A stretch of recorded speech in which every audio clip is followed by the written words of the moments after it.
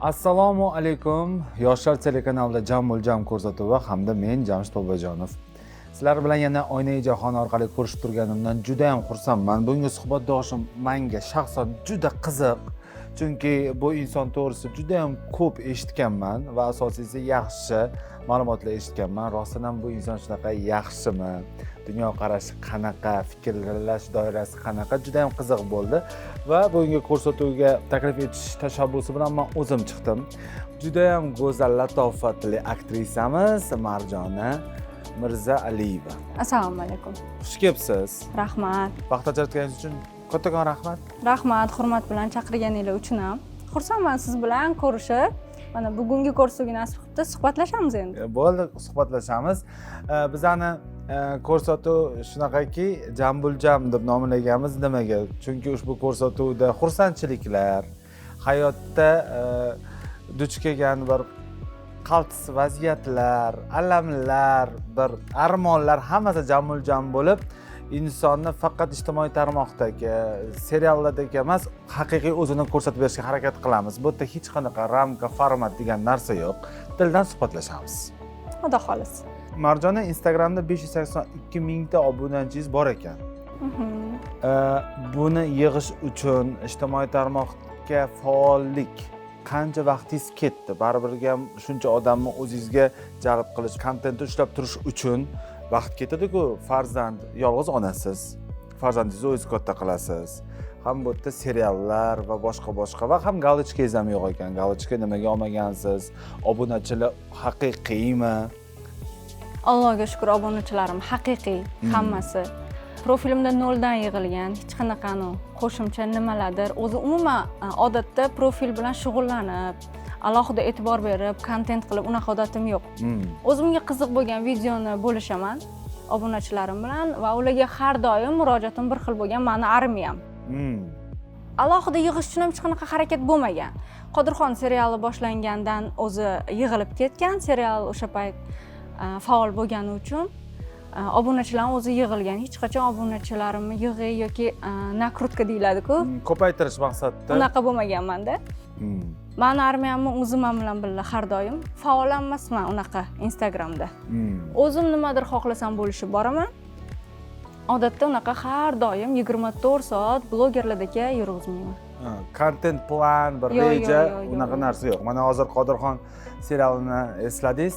Qodirxon serialiga taklif qanaqa bo'lgan? Ushbu jamoada ishlash qanaqa bo'lgan va Qodirxon serialidan ketdingiz, keyin yana qaytdingiz, sabablari nima bo'lgan? Keling shu haqida gaplashamiz. Chunki Marjonani Qodirxon serialidan bilishadi, tanishadi. Shunaqa.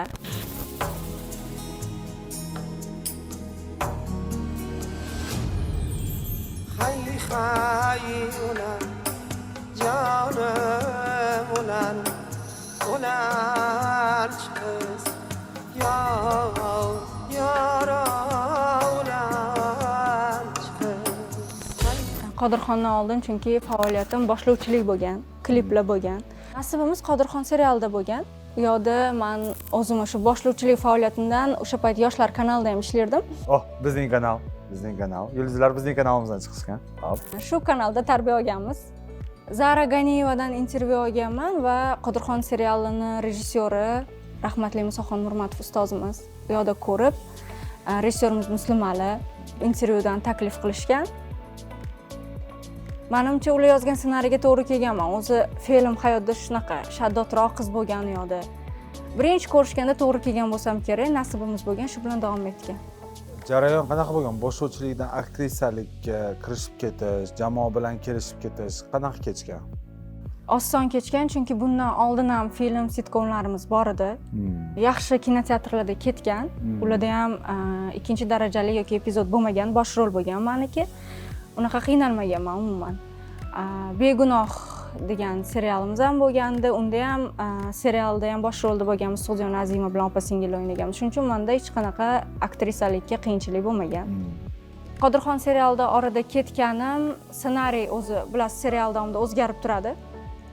Partnyorim vafot etishi kerak edi serialda, lekin ba'zi bir sabablarga ko'ra ssenariy o'zgargan, men vafot etgan bo'lganman. Lekin bu qizni o'g'irlangan jarayoni bilan to'g'irlangan. Siz vafot etmagansiz, demak sizni o'g'irlab ketishgan. Shunaqa. Shu bilan 4 oy o'rtada vaqt bilan serialda qaytarilgan. Hozirgi kunda Qodirxonda hozir Yo'qman. Hozir Qodirxon menimcha Santa Barbarani ham urdi rekord bo'yicha. 9-mavsum tugayapti. siz qaysi mavsumlarda bo'lgansiz Marjona? 1, 2, 3, 5, 6 da. Qolganiga nimaga rozilik bermadingiz? Xo'p, birinchidan turmushga chiqdim vaqtga qarshi.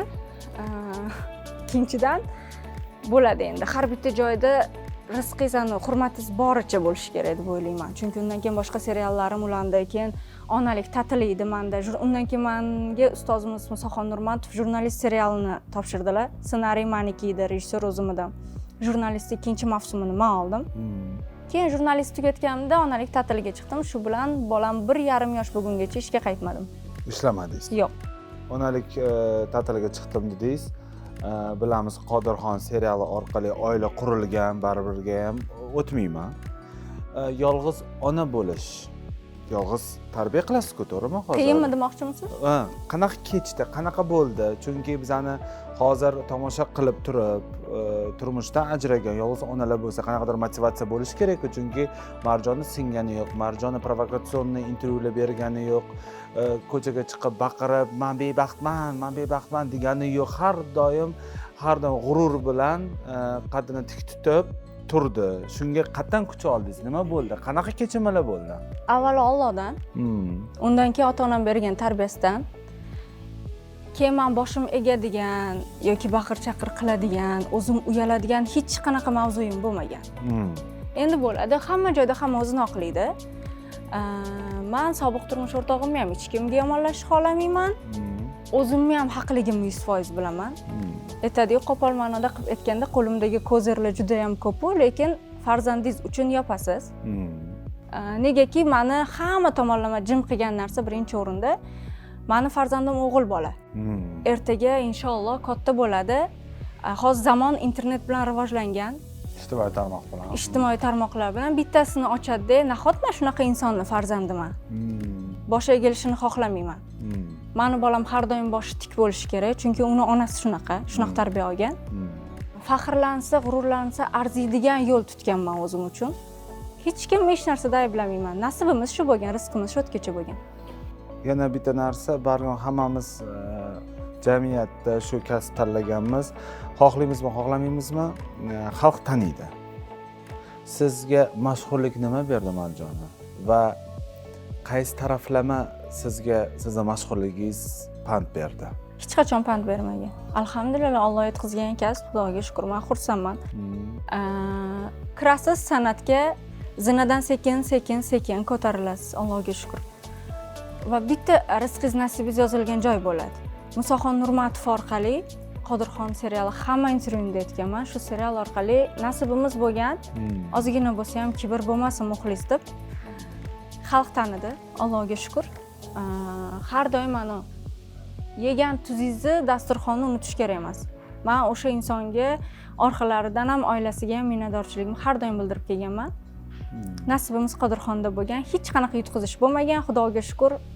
Xalqqa sevaman, ularga ham sevimliman deb o'ylayman. Demak, mashhurlik sizga xalq mehrini berdi. Albatta. Har bitta aktyor bo'ladimi, aktrisa bo'ladimi, qo'shiqchi bo'ladimi, xalq mehriga tushish uchun harakat qilamiz. Va shu mehr sizda bo'lsin, shundan lazzatlanib, maza qilib yashang. Agar vaqt ortga qaytsa, yana shu sohaga kirgan bo'larmidingiz? Albatta. Yana shu sohaga kirgan bo'lardim. O'zi kollejda yuridikada o'qiganman men. Demak, siz iqtisodchiman, siz yuristsiz. Shunaqa. Xo'p. Yuridikadan keyin jahon tillariga o'zgarib ketdi. Tilshunosman ham. Undan keyin ulandi. Boshlovchilik, klip, jurnalistika. O'zi qiziqish bo'lganmi yoshlikdan o'zi bu sohaga? Ha, maktabda sahnadan tushmasdim. Oilada san'atkorlar bormi? Otam san'atda bo'lganlar, konservatoriyada Tojikistonda dars berganlar. O'zi millatim tojik. Tojik millatisiz. Dars berganlar ham. Otam bo'lgan san'atda, lekin ularniki qo'shiqchilik. U yo'nalishga bog'liq emas. Opacham o'zlari ham jurnalist. Endi meniki rizq hozir aytganimdek, shu yerda bo'lgan aktrisalikka o'zi. Akangiz ham borlar. Akam ham borlar. Ularning yo'nalishlari nima? Ularniki geolog, biznes o'zi odatda menimcha ko'p erkaklar o'zini sohasidan tashqari albatta biznesi bo'ladi. Albatta tadbirkorlik bilan Tadbirkorlik bo'ladi, akamda tadbirkorlik. baribir ham har xil vaziyat bo'ladi, mashhurlarda, oddiy insonlarda, misol uchun ajrashish bo'ladi, tinch o'tib ketadi, mashhurlarda juda ham bu ommalashib ketadi. Baribir odam stressga tushadi, baribir ham har xil holatlar bo'ladi. Stress holatlaridan chiqishga sizga nimalar yordam bergan? Bo'ladi-ku, odam xafa bo'lib, dili og'rib ketsa ham, kimdir tabiat qo'yniga chiqadi, kimdir qo'shiq eshitadi, baribir Menda bu juda qiyin bo'lgan. Xo'p. Juda men chunki bitta narsaga kirishsam juda chuqur kirib ketib qolaman, osonlikcha hech narsa qilmaydi. Hammada bo'lgan-ku yoki hamma ajrashgan-ku degan mavzu bo'lmagan menda. Menda birinchi kelgan narsa nahot bu san'atkor ham ajrashibdi degan tamg'a menda bo'lsa. Ko'p alamli so'roqlar bo'lardi. Nahot farzandim otasiz o'ssa. O'sha nahotlar meni oila davomida qiynagan. Lekin hech narsaga achinmayman. Bilasizmi, bitta narsaga hayotda afsuslanish mumkin. O'sha afsuslanadigan bitta mavzuyim bor. U ham bolamga noto'g'ri ota tanlaganim. Men hech qachon hech kimni yomonlamayman. Achinadigan bitta mavzuyim, men farzandim masalan ko'ngli o'ksik bo'lib qoldi. Maksimal darajada ona harakat qiladi, lekin baribir bolangizga qarab ezilasiz. O'zim uchun umuman ajrimga hech narsaga afsuslanmayman. Bolamga shunaqa inson tanlab qo'yganimdan afsuslanaman. Lekin bu ham bir yaxshilikka. Ba'zi bir farzandlar otasi bilan yashab turib, ko'zi har xil narsani ko'rib o'sgandan ko'ra, alhamdulillah, Allohga shukr, bekami ko'st farzandim. O'zi yaxshi ota bo'ladi inshaalloh. Inshaalloh. Tarbiyasi chiroyli o'ssin, asosiy shu. O'sha mana shu stresslarga tushganingizda qanaqa chiqib ketdingiz bu holatdan? Aytasiz-ku, nimaga menda bo'lishi kerak? Nechun degan savollar bo'lib, baribir ham har xil vaziyat bo'ladi. Misol uchun hozir stress holatda ko'rayotgan opa-singillarimiz bo'lsa, nima tavsiya bergan bo'lardingiz? Menda eng yomoni Ramazon paytiga to'g'ri kelganda. Eng chiroyli oyga to'g'ri kelgan. Faqat Allohga zikr bilan chiqib ketdim. Faqat shu. Faqat shu. Allohga zikr bilan bolamga har qaraganimda yanada kuchli bo'lishim kerakligini tushunib chiqib ketdim. Keyin o'sha sababchi insonlarning o'zi ham zo'r turtki bo'lgan bu narsaga. Hech qachon o'ylayman, ayol kishi stressdan o'zini sindirib, hamma kasallik, hammasi shundan paydo bo'ladi. Hech qachon unaqa bo'lishi kerak emas. O'zidagi yasi bor, o'zini hurmat qilgan, men degan ichida tuyg'usi bor ayol yanada o'sishga harakat qiladi. Men 1,5 yoshgacha bolamni to'g'ri uyimdagilar qaraydi, lekin hatto magazinga tashab chiqayotganda ham 30 marta telefon qilardim. 5 minutlik joyga 6 oyligacha birov qo'liga ham bermaganman. O'z katta qilgansiz. Hech qachon. Hozir 1,5 yosh, farzandingiz 2,5 yosh. Hozir mana ish proyektlar bo'ladi, safarlar bo'ladi. Unda bu farzandingizga kim? Uydagilar Safarga hali tashab ketmadim, qayerga ketsam olib ketaman bilan. O'zingiz bilan birga ish bo'yicha bo'lib qolsa demoqchiman-da. Meni urishban berishadi bir xilda. Onasini bolasi qilib qo'yasan deb. O'zim bilan olib ketaveraman. Nyankamiz bor, 1 yildan beri mana shu ishga chiqqanimdan beri menikida. Allohga shukr, oilamiz a'zosidek bo'lib qolgan. Lekin albatta nyankasi bilan birga onamni oldiga, uyimdagilarni oldida turadi. Bog'chaga berganman, bog'chaga ham nyankasi bilan birga yuboraman, birga keladi. Bir intervyungizda oldingi Marjona yo'q, endi men boshqachaman deb bergan ekansiz. Oldingi Marjona bilan hozirgi Marjonaning farqi nimada? Oldin meni ko'rmagansiz, shuncha savolni berasiz. Xo'p, oldin mana birga ishlagan, bu yerda kadr ortida jamoamizdagilar bor. Oldin umuman jim tura olmaydigan, sho'x, shaddod, hamma bilan kulib, doim qo'pol qilib aytganda 32 ta tishim ko'rinib turadigan qiz bo'lganman. Baribir ona bo'lgandan keyin bosilasiz. Oldingi bo'lmaydi. Hech qachon hayot zo'r tarbiyalab qo'yadi. Men juda ham erkak katta bo'lganman va o'sha erkaklikni bitta saboqi bo'lishi kerak bo'lgan. Chiroyli o'tdim shu saboqdan, alhamdulillah. O'zi hayotimizda kelayotgan sinovlar, og'ir holatlar bizga bitta darslik bo'lib keladi va hayotimizda ko'rgan sinovimiz o'zimizga tajriba sifatida tatbiq qilishimiz kerak. Lekin ko'pchilik insonlar bu sinovlarni siqiladi va o'tkazib yuboradi va tajriba sifatida olmaydi. Shu narsalar sizga tajriba bo'lgan bo'lsa, bitta gap borda, bitta og'zi kuygan inson qatini ham puflab ichadi deyshadi. Baribirga ham hayot davom etadi. Hozirgi kunda Marjonani yuragiga yo'l topmoqchi bo'lgan, gaplashmoqchi bo'lgan, baribir ham odam, mashhur odamlarda bo'ladi-da. Bir marta aytaman-ku, kuygan odam o'sha hech kimga ishonmaydigan darajada bo'lib qoladi. Shu gapim to'g'rimi? Yoki ishonchingiz bormi hali ham? Hozirgi kunda hamma yoqdan kelayotgan savol shu. Nafaqat sizdan. Yana turmush qurasizmi deb ochiqchasiga ham berishadi. Albatta turmush quraman, nega yo'q? Yolg'izlik Allohga xos, lekin hozir emas. Hali bu narsaga birinchidan tayyor emasman. Ikkinchidan meni butun hozir fokusim ishga qaratilgan, farzandimga qaratilgan. To'g'ri, siz aytgandek, bitta stress holatga tushirib qo'yadi, ayol kishini bu narsa o'ylantiradi. Hech narsaga shoshayotgan joyim yo'q. Unaqa talabgorlar yo'q emas, bor. Qizlik paytingizdagi sovchi ham ko'p bo'ladi yana. Yo'q, hozircha men bu narsaga umuman tayyor emasman. Endi ertaga kuningiz bilmaysiz nima bo'ladi. Hozircha oila qurish ham xohlamayman. Marjona hayotda nimani kechirib bo'lmaydi? Tuhmatni, xiyonatni, yolg'onni men umuman kechirmayman. Hayotingizda ko'p tuhmatga uchraganmisiz? Bo'lgan. Unaqa sanab o'tolmayman, bo'lgan, lekin nima deb aytsa, Alloh kechiruvchan. Bizga nima bo'pti deyshadi, Alloh kechiruvchan. Alloh kechiruvchanda men kechira olmayman. Men qo'yib yuborganman shunchaki shu mavzularni o'zimda. Hech qachon yuzlashmayman shu mavzuda. Lekin men kechiruvchan emasman, kechira olmayman. Esingizda qoladi. Shunaqa zlopamikni deyiladi, yo'q? Yo'q, shu narsa qo'yib yuborganman do'st. Qo'yib yuborish uchun qancha vaqt ketdi shu narsani? Qo'yib yubordimmi deysiz-ku? Kechirmayman, lekin qo'yib yubordim. Ya'ni shu situatsiyalarni qo'yib yubordim. Ancha vaqt ketdi. Meni zo'r yanada o'zgartirib, hamma narsa, hech narsaga o'sha e'tibor bermaslik sababi farzandimni tug'ilgan kunidan keyin bo'ldi. Mana dekabrdan keyin yanada yaxshiman. Farzandingiz tug'ilgan kundan keyin. 2 yoshga to'ldi, alhamdulillah, dekabr oyida. Hozir yanada yaxshiman. Qo'yib yuborgan paytim o'sha payt bo'ldi. Ya'ni farzandingiz tug'ilgan kun. Demak, yildan yilga sarhisob qiladigan bo'lsangiz, ko'p narsalar sizdan chiqib ketdi. Xudoga shukr.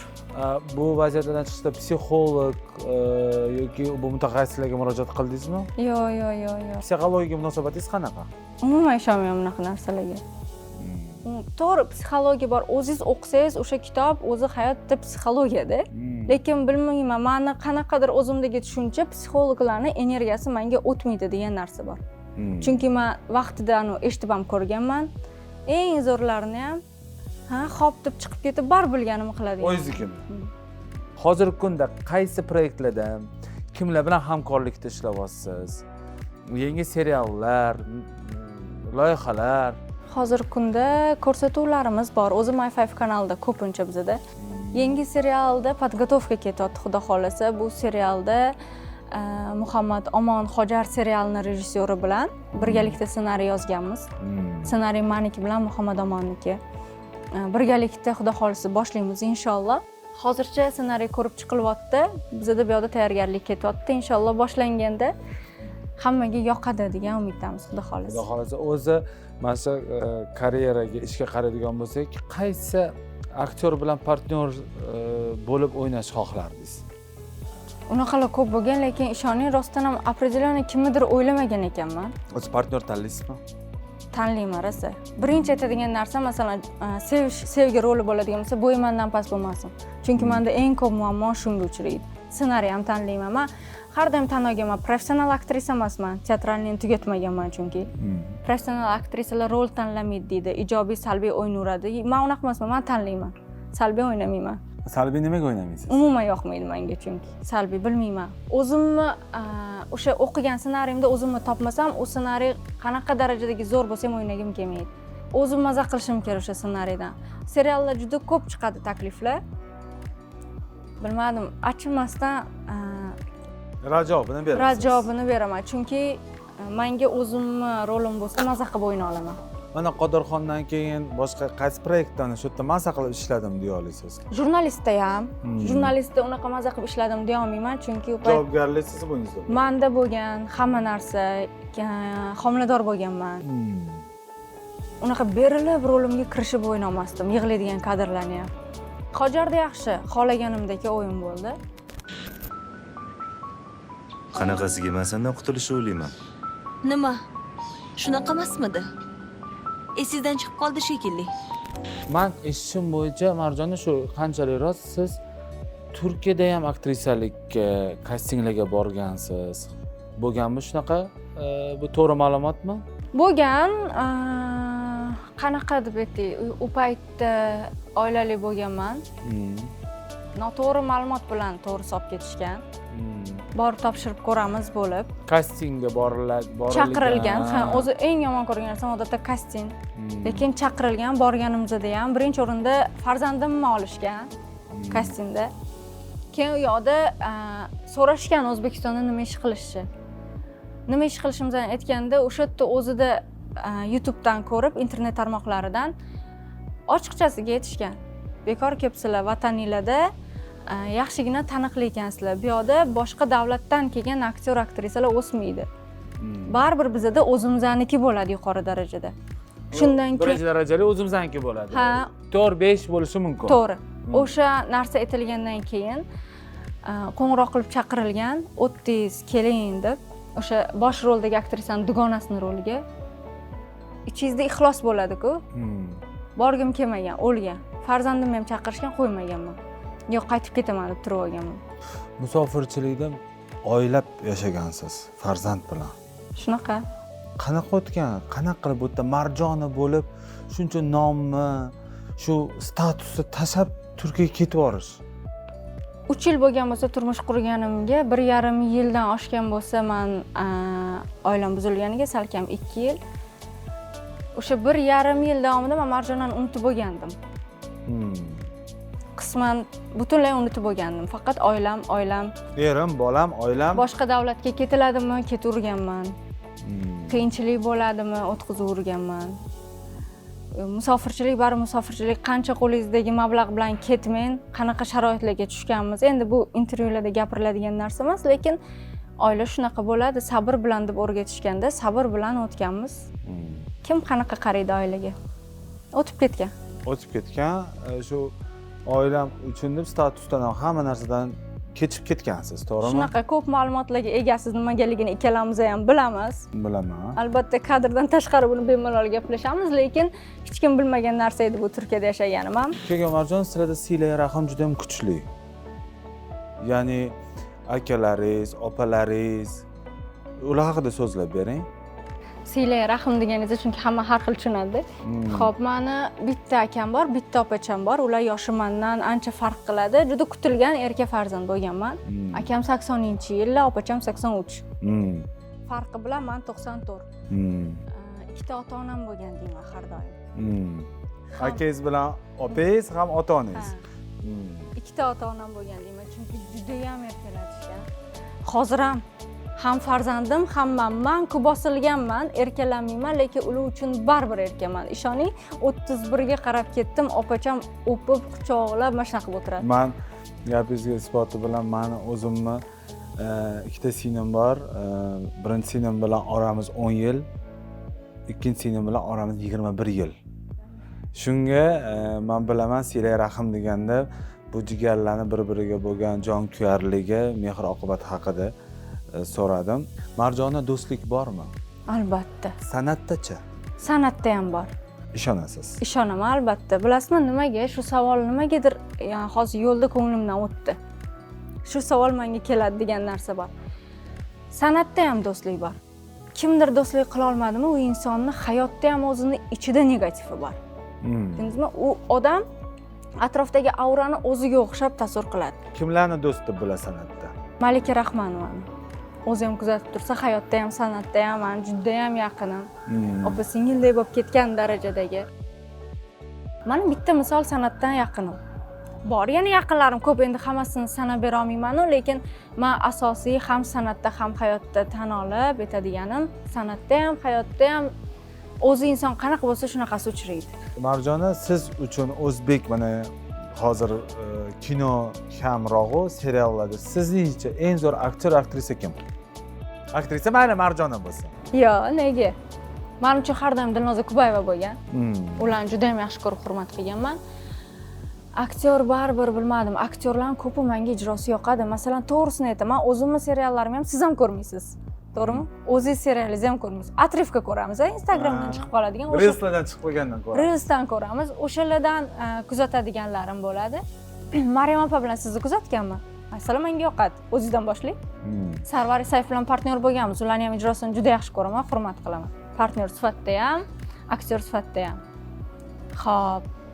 Endi Shohruh Hamdamovlar, oldingilarga kelsak, Alisher Uzoqov, Alisher aka bilan yaqinda Hojarda ham birga ishladik.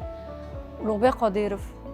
Endi baribir ularga bo'lgan bizani qarashimiz boshqacha. Albatta, ular endi bu metrlar sanayotgan insonlaringiz, chunki Shunaqa. kinoteatrga xalq qaytarganlar desak ham bo'ladi, chunki Aziz Rajabov, Alisher Uzoqov, Ulug'bek Qodirov, Farruh Soipov Shunaqa. kutardik kinoteatrga borib. Shularga havas qilib ko'rardik. Keyin o'zimni opam juda ham yaqinman ular bilan, Allohga shukr, Suqjona Azimova. Mehrim ularga juda boshqacha, qalblariga munosib bo'ldi hayotlar. Men shunaqa deb bilaman. Qancha aktrisa, qancha odam ko'rgan bo'lmay, Suqjona opamni hayotini chiroyligi qalbidagi bo'ldi. Hozirgi kundagi hayotlar. O'zlarini joylariga borib tushdilar haqiqiy. Ularni oldindan juda yaxshi ko'rganman. Yaqin bo'lganmiz. Hozir ham shunaqa aktrisa sifatida hurmatim qolgan. Endi ular sohada emaslar, san'atda emaslar. Lekin baribir biz uchun boshqacha bo'lib qoldilar. Marjona, vaqt orqaga qaytishni xohlarmidingiz? Bir tarafdan ham, bir tarafdan yo'q. Xohlaganim hamma bolalikni sog'inadi. Hamma qaytsam ko'p xato qilmasdim deydi. Boshqa xohlamasligim, hozir farzandim bag'rimda, quchog'imda, onamanman. O'shaning uchun xohlamayman. Yurak yoki ong? Ong. Nima, yurak ko'p aldadimi sizni? Yo'q, ko'p emas. Baribir yurak noto'g'ri ishlaydi. Yuragiga agar quloq soladigan bo'lsangiz, his-tuyg'uga berilib ketasiz. Bunaqa bo'lganda-chi, ayollik anaqasiga kirib ketadi deb baribir odam, endi siz boshqacha fikrlaysiz, biz boshqacha fikrlaymiz. Menimcha ong ishlagani yaxshi. Yurakni ham boshqaradi, hayotda ham tartibini joy-joyiga qo'yadi. Baribir ong bilan ish qilgan yaxshiroq deb o'ylayman. Marjona, ayol jozibasi nimada deb o'ylaysiz? Hozir menimcha nimadadir deb aytolmayman, ishoning endi. Birinchi o'rinda men shunaqa tasavvur qilaman, o'zi film rostdan ham aytdim, sho'xman. Ayniqsa jahlim chiqqanda meni eplab bo'lmaydi. Juda birdan yonib ketaman, lekin ayollik jozibasi hozirgi kunda shunaqaman, jimlikda. Oldin bitta narsa bo'lsa, gap bo'lsa, o'ylab, menga nima bunaqa tuhmat qotdi? Nohaq-ku deb yonib ketardim. Hozir shunday eshitib turgan narsam ham noto'g'riligini ko'rib tursam, kulib o'tib ketaman bo'ldi. Jim bo'lgan eng yaxshi yo'li. Haq odam hech narsani isbotlamaydi ham, oqlamaydi ham. Ayb bor odam o'zini oqlaydi deng. Shunaqa. Bu jimlikka kelish uchun nimalardan o'tish kerak edi Marjona? Qanaqa uyqus tunlardan o'tish kerak edi? Bu jimgina nohaqlik bo'lsa ham kulib o'tish uchun. Bu savolingizga javobni Jamshid aka bir kun menga ovqat qilib berasiz. Bo'ldi. Ana o'shanda maza qilib kadr ortida suhbatlashamiz. Kadr ortida suhbatlashamiz. Marjona, keling tasavvur qilamiz. Ijodkormiz-ku. Keling fantaziyani ishlatamiz. Sizga shunaqa imkoniyat berildi. Samolarga qo'ng'iroq qilish. Hayotingizdan o'tib ketgan. Kimga qo'ng'iroq qilgan bo'lardingiz va nima degan bo'lardingiz? Hech kimga.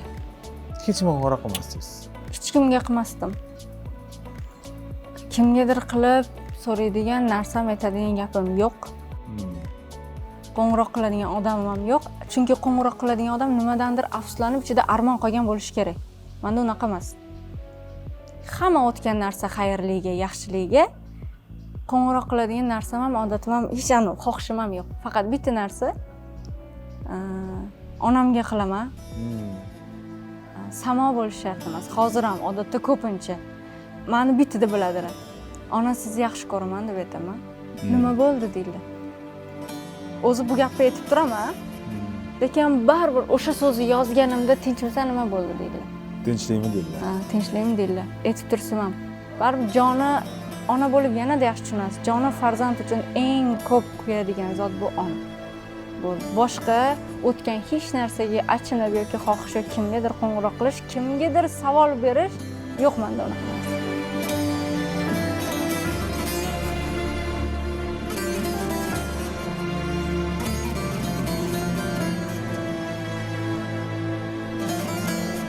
Marjona, men eng yomon ko'rgan ayollarga ta'rifim, eshitganimga yoqmaydigan ta'rifim, siz kuchli ayolsiz degan so'z yoqmaydi menga. Ayol kuchli bo'lishi kerak emas, ayol baxtli bo'lishi kerak. To'ppa-to'g'ri. Chunki ayol o'zi ojiza. Men sizga ayollik baxtini tilayman. Rahmat. Va men sizga tilagim shunaqa baxtni uchratingki, sizdan-da ko'ra sizni farzandingizni qabul qilib yaxshi ko'radigan Ilohim, inson uchrasin. ilohim. Taklifni rad etmaganingiz uchun rahmat. Jamuljam ko'rsatuv muxlislariga tilaklaringiz. Sizga ham rahmat. Hurmat uchun chaqirganingiz uchun rahmat. Chiroyli qisqacha suhbat uchun ham. Bu ko'rsatuv kuzatadiganlarga omad, baxt tilayman. Eng asosiysi hayotda baxt. Baxtli bo'linglar, sog' salomat bo'linglar. O'zingizlarni har doim asranglar, qalbinglar pok bo'lsin va hech qachon tilinglardan ham, dilinglardan ham Alloh tushmasin. Azizlar, bu Jamuljam ko'rsatuvi edi. Bir haftadan so'ng yana Yoshlar telekanalida ko'rishamiz. Ko'rsatuvimiz hamkori Do'xtash mebellar saloniga o'z minnatdorchiligimizni bildiramiz. Sog' va salomat bo'linglar.